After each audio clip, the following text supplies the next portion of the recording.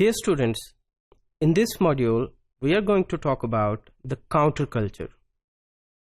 اس سے پہلے پچھلے ماڈیولز کے اندر ہم نے بات کی کہ کلچر کیا ہوتا ہے، مٹیریل کلچر اور نان مٹیریل کلچر کے درمیان ڈفرینس کیا ہوتا ہے، اور ریئل اور آئیڈیل کلچر کیا ہوتا ہے. کلچر کی یہ جو ٹائپالوجی ہے، اس میں جب ہم دیکھتے ہیں کہ جو ہمارے کلچر کے کچھ آئیڈیلس ہوتے ہیں،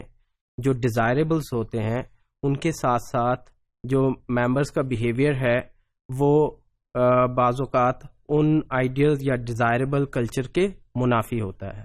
یا اس سے ایگری نہیں کر رہا ہوتا. جو کامن کلچرل ٹریٹس ہوتی ہیں جن کی مدد سے جو ایک میجورٹی ہے وہ اپنی ایک ڈسٹنکٹیو آئیڈینٹی کنسٹرکٹ کرتی ہے، جن کی مدد سے سوسائٹی کے اندر نارمیلٹی کے پیٹرنز ڈیولپ ہوتے ہیں اور سوسائٹی جو ہے وہ ایک شیئرڈ کنسنسس کی طرف جاتی ہے. جو کاؤنٹر کلچر ہوتے ہیں وہ ان سے ایگری نہیں کرتے،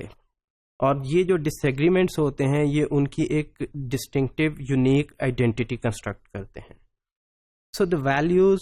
beliefs, norms related to the behaviors place the members in opposition to that broader or general shared consensus based culture. تو اس میں جو کچھ گروپس ہوتے ہیں وہ باقی جو شیئرڈ کنسنسس بیسڈ کلچر ہوتا ہے اس سے ایک قسم کی ڈیویٹنگ پوزیشن کے اوپر کھڑے ہوتے ہیں، اور یہ اسٹرائیو کرتے ہیں کہ جو جس کلچر کو وہ پرسو کر رہے ہیں وہ بھی اس کولیکٹیو یا شیئرڈ کلچر کا حصہ بن جائے. فار ایگزامپل ہم ریسنٹلی دیکھتے ہیں جو عورت مارچ ویمن رائٹس کے حوالے سے، تو عورت مارچ کے اوپر ایک میجر ڈفرینس آف اوپینین پایا جاتا ہے، اور یہ تھریٹ کنسیڈر کیا جاتا ہے جو ہمارا کامن جنرل نیشنل کلچر ہے. آلدو کہ ہیومن رائٹس یا ویمن رائٹس کے اوپر تو ایک کنسنسس موجود ہے، لیکن ان رائٹس کو اچیو کس طرح سے کرنا ہے اس کے اوپر ڈفرینس آف اوپینین پایا جاتا ہے. سوسائٹی کے ایک طبقے کا یہ خیال ہے کہ جو یہ رائٹس ہیں یہ اس طرح کے مارچ سے، اس طرح کے پروٹیسٹ سے اور اس طرح کی ایجیٹیشن کے ساتھ جو ہے معاشرے کو سینسٹائز کر کے یہ رائٹس اچیو کیے جا سکتے ہیں، جبکہ معاشرے کے باقی لوگوں کا یہ خیال ہے کہ یہ ایک درست طریقہ نہیں ہے. اس کے حوالے سے آلریڈی جو ڈسائیڈڈ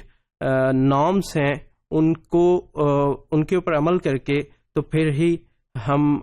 اس آبجیکٹیو کو اچیو کر سکتے ہیں. So an asset on the core values is always met with resistance. تو ڈیفینیٹلی جو میجر اسٹیبلشڈ ویلیوز ہوتی ہیں وہ ہمیشہ جو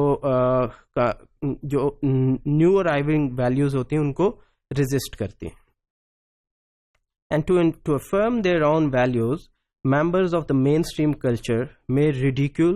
isolate اور attack the members of counter culture.